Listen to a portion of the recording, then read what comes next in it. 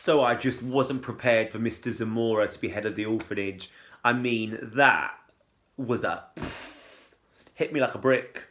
I mean, he has shown no signs of having any comfort or compassion.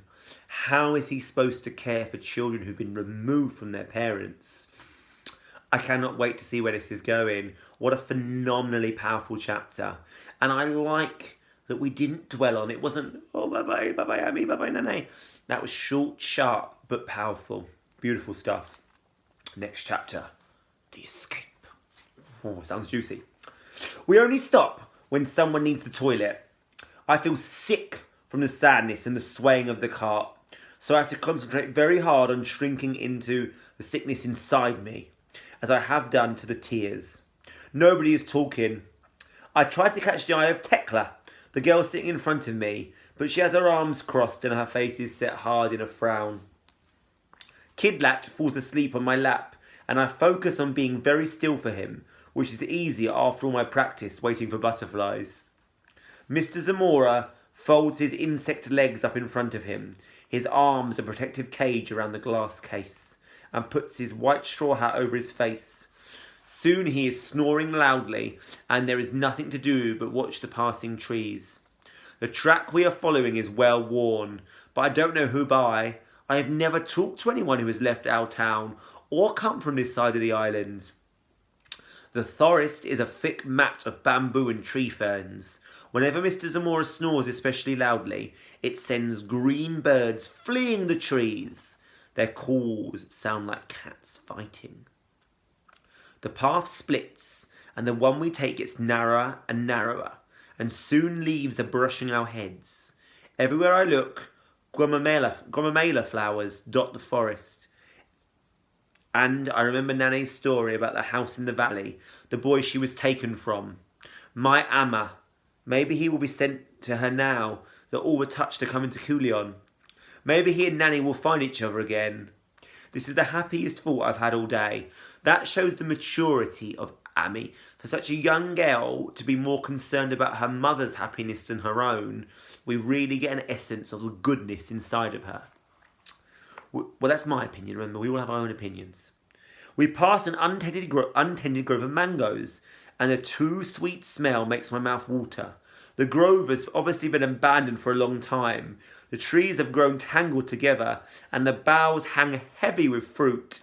Datu leans out as we pass and snatches one. I laugh with the others as the skin splits in his hand, but when he turns it over, the pulp is black and teeming with flies, and we all stop laughing as he throws it from the cart. He sits with his dirty hand outstretched, watching it carefully as if it might try to leap onto his face. We are almost out of the mango grove when Tekla points and screams. Ooh. Snake! Snake! I spin around, heart thumping. It is only a jade vine strangling a branch, but the horse startles at her cry and send the cart swerving. I cling on as the driver pulls them to a halt and hear a crash at the front of the cart. The glass case just smashed to shards in the dust, and beside it, two brown boxes have tipped over, their air-hold lids askew. Mr Zamora snatches at the nearest one, but only knocks the lid clean off, and suddenly the air is full of wings. A patch of butterflies wafts upwards, purple and yellow and green and gleaming, shimmering like a thrown scarf. My mouth hangs open, dust tickling my throat, more dust coating my tongue, as Mr Zamora kicks the road in temper. Stop them! He bellows, his thin throat ballooning like a bullfrog, but no one is paying attention to him.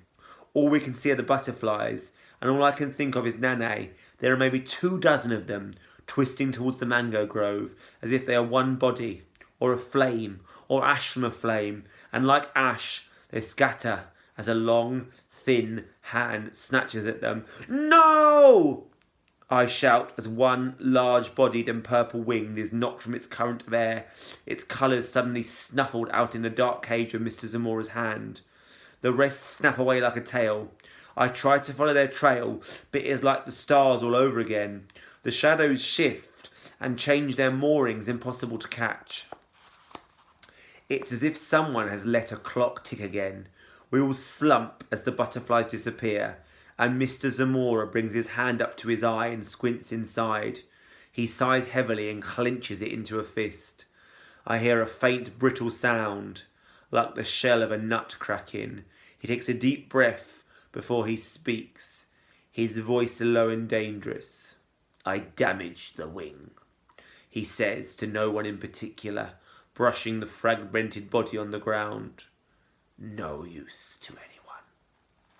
He rounds suddenly on us. Who was it who screamed?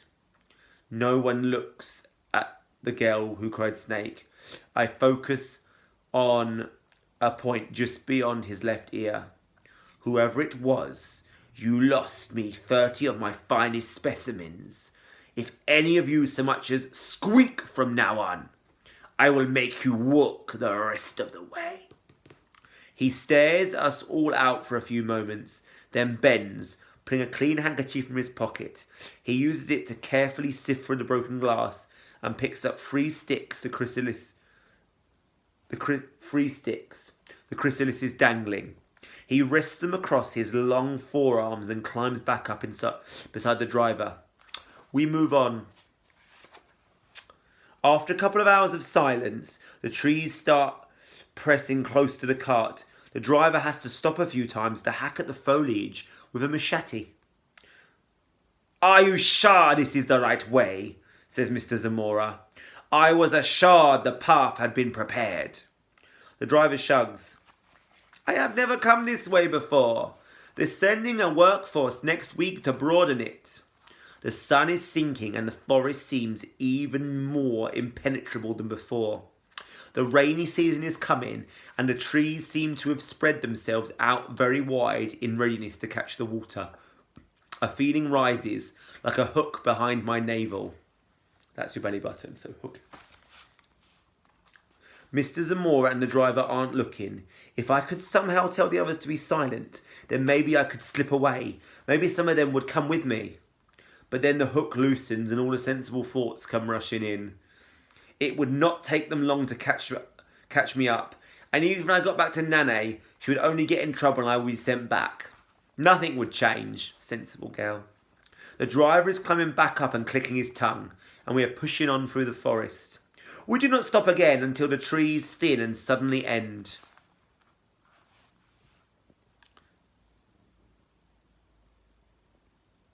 Sorry gang, funny problem there with low power mode.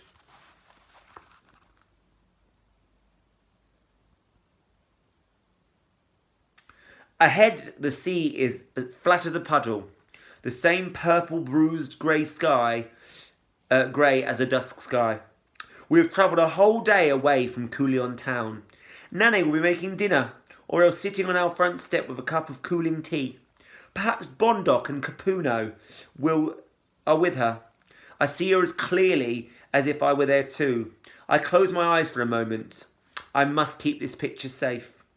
The beach here is made of uneven stone slabs that turn to drums beneath the horses' hooves. A harbour hastily built. It curves like a necklace, laid out at the edge of the forest. Jewel-bright lamps lit at unsteady intervals. Unfinished though it is, it feels far too grand to be sitting here in the middle of nowhere. Mr Zamora must have ordered the Sano port to be one of the first things built. The stars are sifted through thin clouds, and the moon is just gathering strength. And sitting in the water is a boat, bigger than the one that brought the touched. A ship, says one of the boys excitedly, but it is not at all how I thought a ship would be. There are no sails, no rope ladders or masts, just a metal column belching smoke, and a grey smooth hull, thin and pointed. It is as miserable as the reason it is here, a storm cloud offering no hope of the relief of rain. There are men here with closed grey faces. They shoulder Mr Zamora's luggage and he buzzes around them saying, be careful, as they carry the boxes of butterflies into the darkness of the ship. We wait on the cart in huddled silence until we are unloaded, much like the luggage, without speaking or smiles. Mr Zamora unfolds a piece of paper and reads out one name at a time to check we are all here. The little boy Kidlat puts his hand up at his name, and I have no answer for him. We cross the narrow plank, and Kidlat holds my hand to steady himself as the boat rocks. We are led into a low-ceiling cabin where we are seating on benches along the walls. Everything is metal and bolted to the floor. The smell is metallic too, and heady. It sends queasiness spreading through my stomach. Mr Zamora does not follow us. He walks past the cabin along the narrow deck to the front of the boat. He keeps his face pointed forward, even when the vessel begins to move. So smoothly it takes me a moment to realise we are actually going. Everyone floods to press their hands against the large back window to watch the hilly, jagged outline of Coolian drop back to lie low on the horizon. Even the boys, who care so much about seeming tough, cry when we lose the necklace lights of the harbour to the dark distance of night. I think it's finally hitting the children what's happened to them. "Settle down, children," says one of the men, not unkindly. "It's a couple of hours to cut on. I'd get some sleep." Eventually the others drift away from the window and try to make themselves comfortable on the hard floor. I stay, face turned back as if Mr Zamora and I are two opposite points on a clock face or compass, both pushing towards and away from something magical. So I'm going to stop again because it's past the 10-minute mark, but we will discuss. It's the last chapter now for this week, and it is called, ready for it, you have to wait till the next video. It's too juicy.